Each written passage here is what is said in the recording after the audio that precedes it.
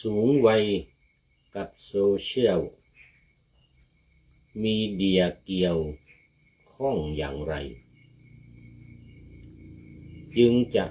ทำให้ใจเป็นสุขอยู่อย่างนี้คือไม่ชอบให้เลื่อนผ่านอย่าวิจารณ์เอาดื้อ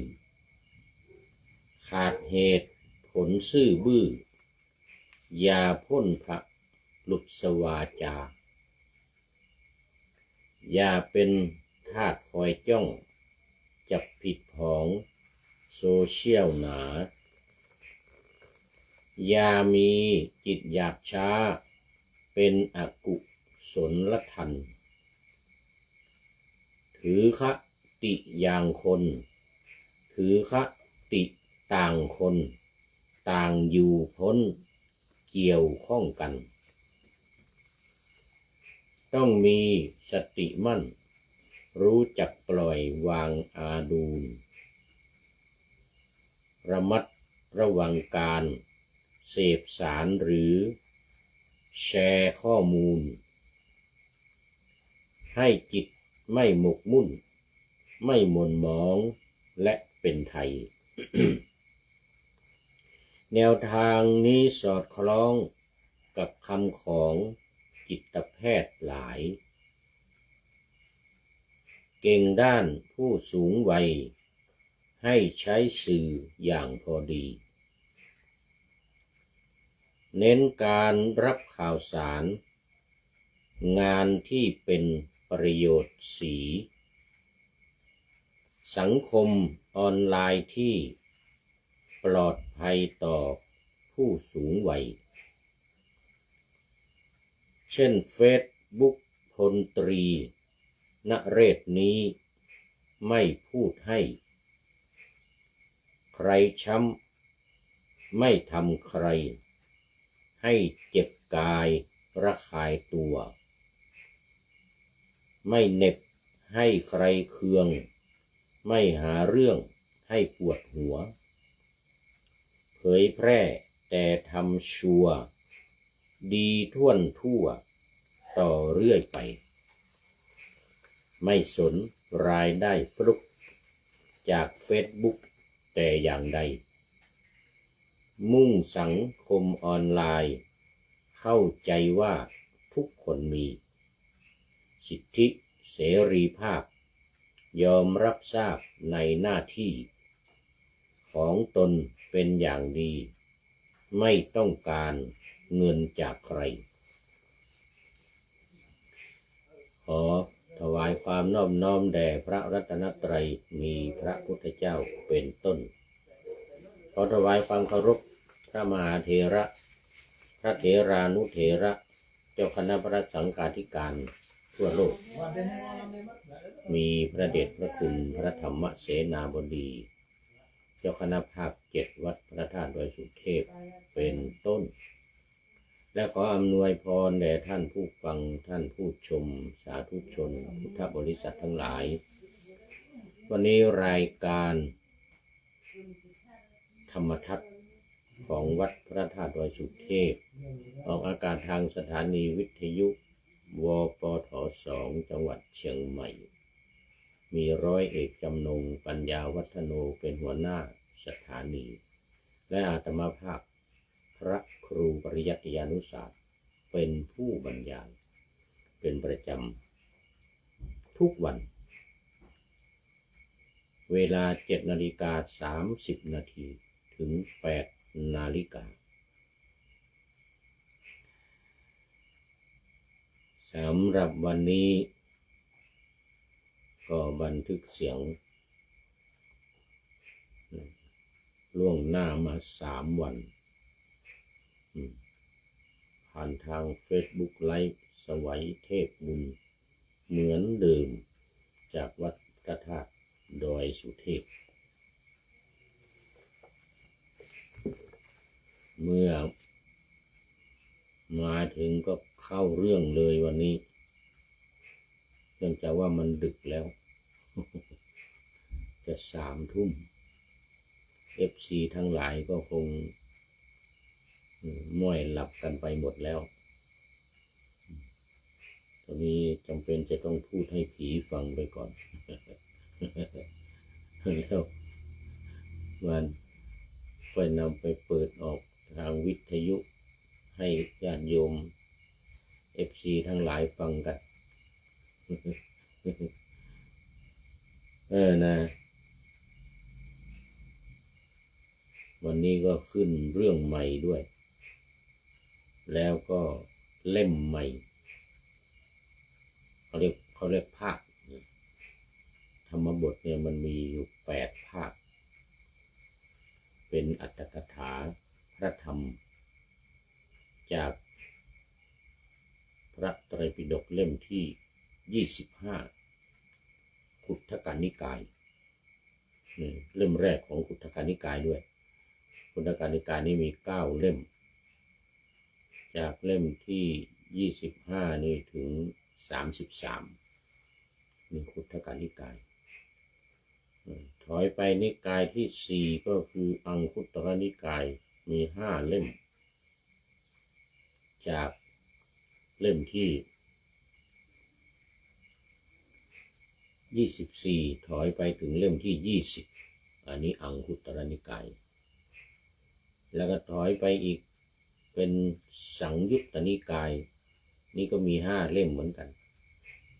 คือเล่ม19ถอยไปถึง15คราวนี้ว่าถอยหลังเนื่องจากมันเริ่มจาก25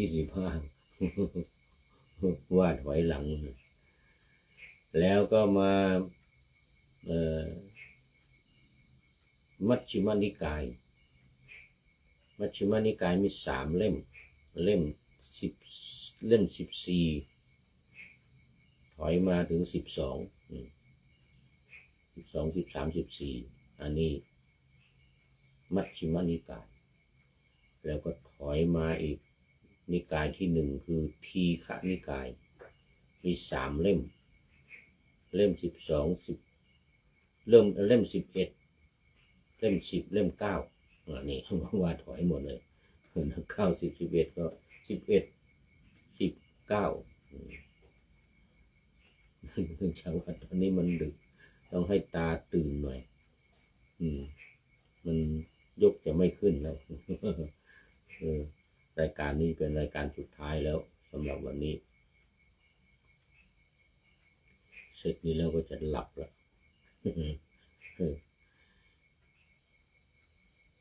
ก็ถึงเล่มที่9ถึง33เนี่ย25 เล่มนี้เป็นพระสูตรเรียกสุตตันตปิฎกเสร็จแล้วก็8ถอยมาถึง8 เล่มนี้เป็นพระวินัยปิฎกแล้วก็โดดไปนู่น34ถึง45 12 เล่มเป็นอภิธรรมปิฎกนี่ทบทวนในเรื่องของพระไตรปิฎกสู่กันฟังนิดหน่อยอาจจะข้ามโดดไปโดดมาถอยหน้าถอยหลัง ให้ตาตื่น ถอยหน้าถอยหลังให้ตาตื่นหน่อยเอาละก็เข้ามาสู่ธรรมะกันก่อนสมัยที่พระพุทธเจ้าประทับอยู่ที่เชตวันอนาถบิณฑิกเศรษฐีสร้างวัดเชตวันนี่เขาเรียกว่าวัดของอนาถบิณฑิกเศรษฐีที่มันชื่อเชตวันนั่นก็เพราะว่าเจ้าเชษฐ์น้องชายของพระเจ้าเปรตที่โกศลเนี่ยมันมาถวายที่ดินครึ่งหนึ่งให้เศรษฐีอนาถบิณฑิกเศรษฐีเนี่ยเอาเงินไปปูครึ่งหนึ่ง54 โกฏไม่น้อยๆนะ54 โกฏนะก็คือ540 ล้านเอาไปปูนะปูถึงไหนให้ซื้อถึงนั่นเหมือนกันนะเศรษฐีว่าเอาทั้งหมดเนี่ยหมดภูเขาเนี่ยทั้งหมดเนี่ยเหมือนกันนะแน่จริงก็มาปูสิเหมือนกันนะ ปูไปปูไปปูไปขนมาเรื่อยๆเงินน่ะสมัยนั้นมันเป็นเงินแถบไงเงินแถบมันไม่มีเป็นใบมันเป็นตะกั่วเขาเรียกเงินแถบตะกั่วหรือทองแดงเนี่ยนะทำเป็นเงินวางเข้าไปโอ้โห540 โกฏเข้าไปครึ่งภูเขาครึ่งภูเขาก็เอามาเรื่อยๆอีกนะจะปูไปเรื่อยๆโอ้เนี่ยจะปูเต็มนี่จริงเหรอเศรษฐีจริงสิว่าท่านน่ะเนี่ยเอาเต็มนี่เลยว่ะตอนนี้หมดไปเท่าไหร่ละ540 ล้านแล้วนะเอาก่อนเหมือนกันนะเราขอร่วมบุญด้วยครึ่งหนึ่งเหมือนกันนะที่เหลือนี่ครึ่งหนึ่งเนี่ยเราขอถวายเหมือนกันไม่เอาเงินหรอกสร้างวัดเนี่ยสร้างวัดด้วยกันหมดนะเป็นเจ้าภาพด้วยกันเหมือนกันขอครึ่งหนึ่งเหมือนกันขอที่ดินครึ่งหนึ่งน่าจะ540 ล้านเหมือนกันไม่เอาออกมานะเอาสร้างวัดด้วยกันเจ้าเชษฐ์นะเจ้าเชษฐ์น้องชายของพระเจ้าเปรตที่โกศลนะเป็นมหาเศรษฐีมันก็มีเงินเยอะมีที่ดินเยอะมีที่นามีที่ดินอะไรเยอะ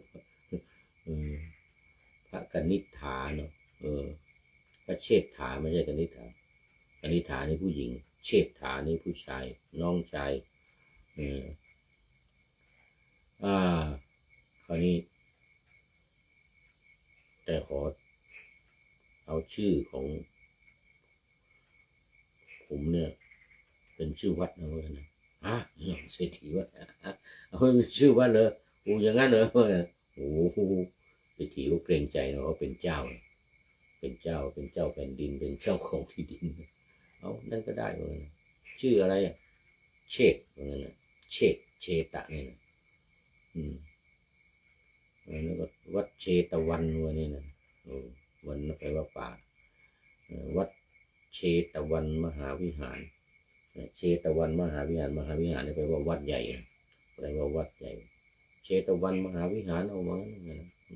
เชตวันป่าของเจ้าเชษวัดของเจ้าเชษเศรษฐีไม่มีชื่ออย่างนี้เนี่ยอนาถบิณฑิกาเศรษฐีไม่มีชื่อแต่จ่ายเงินไปครึ่งหนึ่งต้องทำยังไงดีเนี่ยทำยังไงดีเกรงใจเจ้าเชษก็เกรงใจปล่อยไปเหมือนกันแต่เวลาไปเขียนที่เนี่ยเวลาเขียนที่ไหนต้องเขียนว่าอนาถบิณฑิกัสสะอารามเมเชตวันเนอนาถบิณฑิกะอารามเมเชตวันเนวัดเชตวันของอนาถบิณฑิกะเศรษฐีมันต้องมีเวลาไปเขียนในที่ไหนมันต้องเขียนอย่างนั้นไม่งั้นคนไม่รู้ว่าเป็นวัดของเศรษฐีของอนาถบิณฑิกะเศรษฐีเวลาเขียนป้ายก็เหมือนกันเขียนขึ้นป้ายก็ต้องเขียนว่าเนี่ยเป็นวัดของอนาถบิณฑิกะเศรษฐีวัดเชตวันก็จริงวัดเชตวันของอนาถบิณฑิกะเศรษฐีถึงเขียนอย่างนั้นนี่นะพระพุทธเจ้าประทับอยู่สมัยหนึ่งพระพุทธเจ้าประทับอยู่ที่เชตวันนี่ก็ปรารภปลากระบินปลากระบินปลาชื่อกะปิละนี่นะปลากระบินตัวหนึ่งแล้วก็ตรัสแสดงพระธรรมเทศนาว่าตัณหาดุจเถาย่านทรายย่อมเจริญแก่คนผู้มีปกติประพฤติประมาทเขาย่อมเร่ร่อนไปสู่ภพน้อยภพใหญ่ดังวานอนตัวปรารถนาผลไม้โลดไปในป่าฉะนั้นนี่คือเถาย่านทรายเนี่ยนะเถ าย่านทรายนี่มันเป็นถ้าอยู่ที่ต้นไม้นะเขาเรียกว่ากาฝากนะกาฝากต้นไม้มันเป็นเถาวัลย์มันขึ้นไปรัดต้นไทรอันนี้นะเถาวัลย์คุณไปรัดต้นไทรนี่นะแล้วก็ทำให้มันเจริญมีใบมีกิ่งมีก้านออกแล้วก็ทำให้ต้นไม้นั้นนะไม่ว่าจะต้นไทรหรือต้นอะไรก็ตามถ้าเถาย่านทรายนี่ขึ้นนะตายต้นไม้นั้นตายต้นไทรโดยเฉพาะมันชอบไปขึ้นต้นไทรต้นไทรตายเหมือนกับตัณหานี่ว่าไงตัณหานี่เกิดขึ้นกับใครมันก็ทำให้คนนั้นเดือดร้อนตายตัณหาเนี่ยกามตัณหาภวตัณหาวิภวตัณหานี่นะนี่บรรดาบทเหล่านั้นบทว่าปมัตตจาริโนความว่าฌานไม่เจริญเทียววิปัสสนา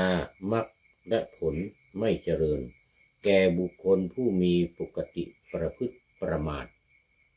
คือคนประมาทเนี่ยนะด้วยความประมาทเนี่ยนะประพฤติประมาทด้วยความประมาทมีการปล่อยสติเป็นลักษณะอธิบายว่าเหมือนอย่างว่าเครือเถาย่านทรายร้อยรัดรึงรัดต้นไม้อยู่ย่อมเจริญเพื่อความพินาศแห่งต้นไม้นั้นฉันใดตัณหาก็ฉันนั้นชื่อว่าเจริญแก่บุคคลนั้นเพราะอาศัยทวารทั้งหกเกิดขึ้นบ่อยๆกามตัณหาภวตัณหาวิภวตัณหาเนี่ยที่อธิบายอยู่ทุกวันนี่นะมันเกิดขึ้นเพราะขาดสติเพราะมีความประมาทเลินเล่อปล่อยจิตให้ไปตามทวารทั้งหกคือตาหูจมูกลิ้นกายและใจปล่อยจิตไปไม่สำรวมไม่ระมัดระวังให้ความอยากในกามเนี่ยเกิดขึ้นเมื่อตาเห็นหูได้ยินจมูกได้กลิ่นลิ้นได้รสนี่นะก็ไม่สำรวมปล่อยไปก็ทำให้เกิดความ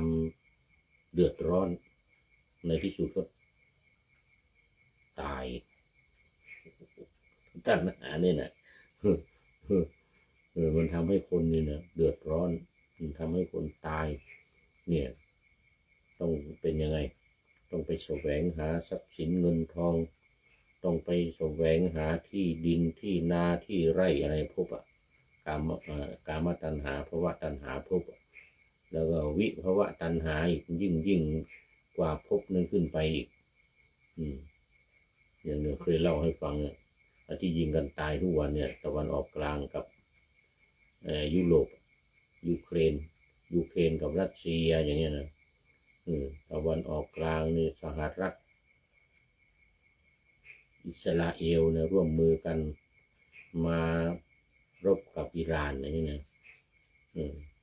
สู้กันไปสู้กันมาก็ตายกันไปเป็นเบื่อน้ำมันก็แพงขึ้นทั่วโลกนี้นะ นี่แหละตัณหา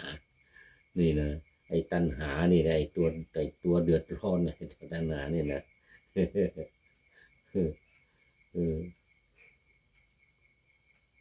บาทคาถาว่าโสปริวัตปลิปลิปลวติหุรังความว่าบุคคลนั้นคือผู้เป็นไปในคติแห่งตัณหาย่อมเร่ร่อนคือแล่นไปในภพน้อยภพใหญ่ถามว่าเขาย่อมเร่ร่อนไปเหมือนอะไรแก้ว่าเหมือนวานอนตัวปรารถนาผลไม้ลิงมันอยากจะได้ผลไม้นี่นะโลดไปแล่นไปในป่าฉะนั้นเหมือนกันนะลิงมันอยากจะได้ผลไม้โดยเฉพาะลูกท้อลิงมันชอบกินลูกท้อ วิ่งไปตามต้นไม้ไปในป่านู่นนี่จากต้นนี้ไปต้นนั้นต้นนั้นไปต้นนี้นี่ลิงมันเป็นอย่างนั้น มันจับกิ่งไม้นั้นๆปล่อยกิ่งนั้นแล้วจับกิ่งอื่นอีกปล่อยกิ่งแม้นั้นแล้วก็จับกิ่งอื่นอีกย่อมไม่ถึงความเป็นสัตว์ที่บุคคลควรกล่าวได้ว่ามันไม่ได้กิ่งไม้จึงนั่งจดเจ้าอยู่ไม่มีใครกล่าวลิงมันนั่งจ่ออยู่ยังไงไม่มีมันไม่ได้ก็ไปเลยจากตรงนี้ไปที่นั่นจากนั้นไปที่นั่นได้แล้วทางนี้ก็ไปทางโน้นอีกอย่างเงี้ยความอยากความต้องการของมันฉันใดวะนะบุคคลผู้เป็นไปในคติแห่งตัณหาก็ฉันนั้นเหมือนกันเร่ร่อนไปสู่ภพน้อยภพใหญ่เหมือนรัสเซียจะไปเอาที่ดินในยูเครนอย่างเงี้ยสหรัฐกับอิสราเอลจะไปเอาน้ำมันในอิหร่านเนี่ยนี่มันตัณหาดังนั้นนะจะไปเอาน้ำมันในอิหร่านนี่แล้วก็จะไปเอายูเรเนียมอะไรที่เขาจะทำระเบิดนิวเคลียร์น่ะโอ้พวกนั้นไกรสอนนาคายังไม่หลับไม่นอนปู่ฤาษีไกรสอนเข้ามาแล้วปู่ฤาษีไกรสอนยังไม่หลับไม่นอนนะนี่โอ้ดึกแล้วนี่สาธุสาธุโชคดีรวยเหมือนสาธุมีตัณหาอีกแล้วเนี่ยมีตัณหาอยากจะได้อยากจะรวยอีกแล้วเนี่ยหลวงปู่ฤาษีนี่กำลังพูดเรื่องตัณหาอยู่เนี่ยพวกสหรัฐกับอิสราเอลก็จะไปเอาน้ำมันของอิหร่านจะไปเอาแร่ยูเรเนียมอะไร60%ก็3-4 ตันของอิหร่านอะไรอีกจะไปเปลี่ยนแปลงการปกครองของอิหร่านนะไปยิงผู้นำเขาตายหมดเลยจะเอาคนของตัวเองขึ้นเป็นผู้นำจัดการแล้วก็จะได้เอาน้ำมันไปน้ำมันจากอิหร่านไปเหมือนสมัยก่อนนู้นสมัยพระเจ้าชาปาเลวีนะสมัยพระเจ้าชาสมัยนู้นสหรัฐเข้ามาก็เอาน้ำมันไปหมดน้ำมันของอิหร่านไปสมัยนั้นพระเจ้าชาพระเจ้าแผ่นดินไปตกลงไปขออาวุธไปขออะไรให้สหรัฐมาคุ้มครองมาดูแลมาเปลี่ยนระบบการปกครองทีนี้พอมีการปฏิวัติมาเนี่ย47 ปีเนี่ยสหรัฐไม่มีน้ำมันไม่ได้เอาน้ำมันจากอิหร่านนะของตัวเองก็มีนะแต่มันอยากจะได้ของอิหร่านนะมาเอาเวเนซุเอลาไปแล้วที่เวเนซุเอลานะเอาน้ำมันไปหมดอ่ะมันจะมาเอาของอิหร่านคืนอีกสมัยก่อนเคยได้เคยได้พนานไกรสอนพนานไกรสอนนาคาสาธุพนานไกรสอนมาแล้วกำลังพูดถึงเรื่องตัณหา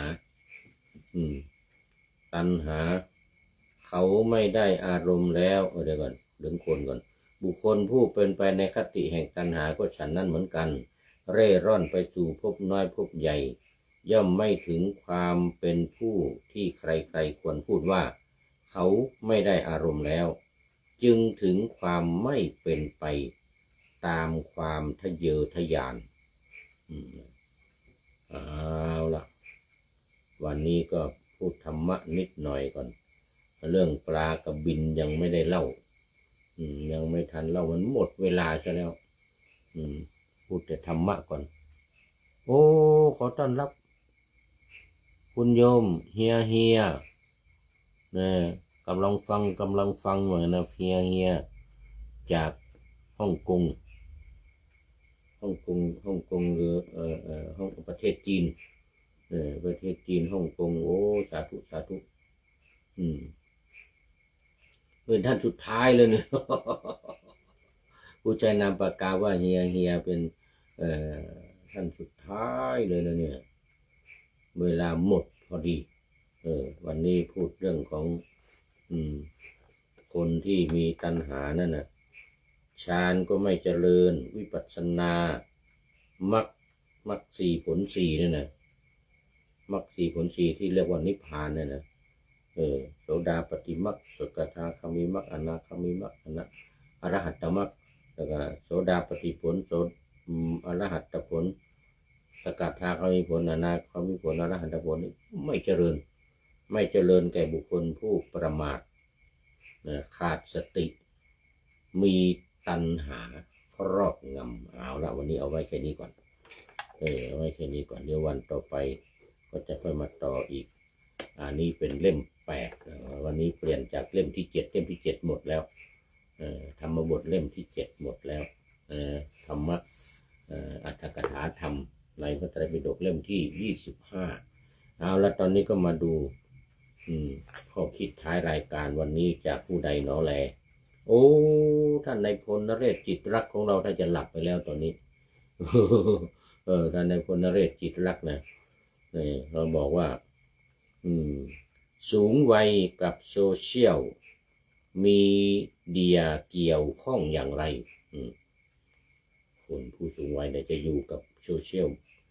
ยลมีเดียในปัจจุบันนี้ยังไงเนี่ยจึงจะทำให้ใจเป็นสุขอยู่อย่างนี้คือจะอยู่กับโซเชียลปัจจุบันยังไงจึงจะทำใจเป็นสุขนะ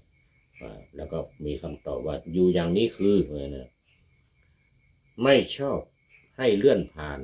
อย่าวิจารณ์เอาดื้อขาดเหตุผลซื่อบื้อ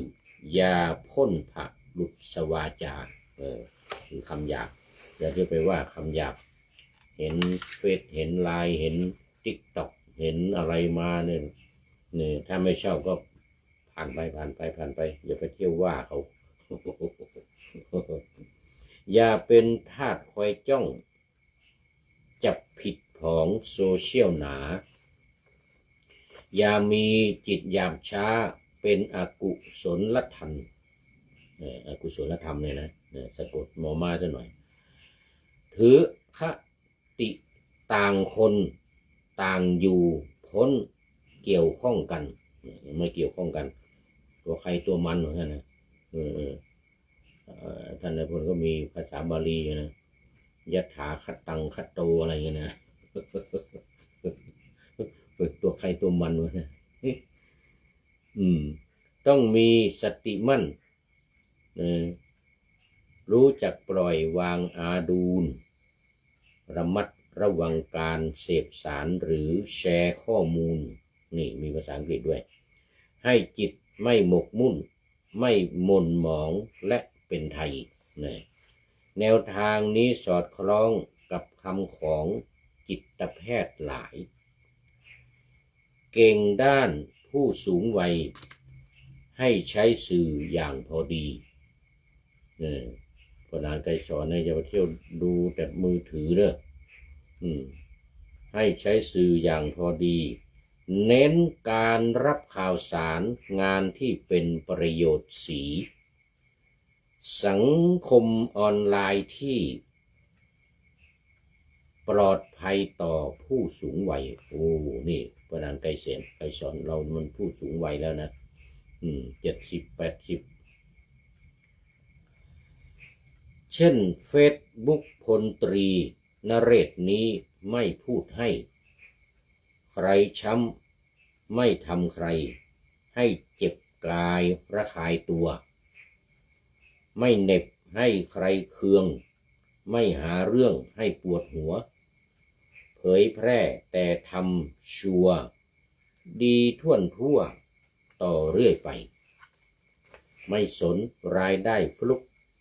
จากเฟซบุ๊กแต่อย่างใดมุ่งสังคมออนไลน์เข้าใจว่าทุกคนมีสิทธิเสรีภาพยอมรับทราบในหน้าที่ของตนเป็นอย่างดีไม่ต้องการเงินจากใครสุดยอดท่านนายพลของเราเนี่ยนะนายพลนเรศจิตรักโอ้พู พูดถึงเรื่องผู้สูงวัยกับโซเชียลมีเดียในปัจจุบันไม่ใช่ว่าจะมองแต่มือถือนะต้องการทำให้มีประโยชน์อย่าไปเที่ยวด่าเที่ยววิจารณ์เขาโดยมี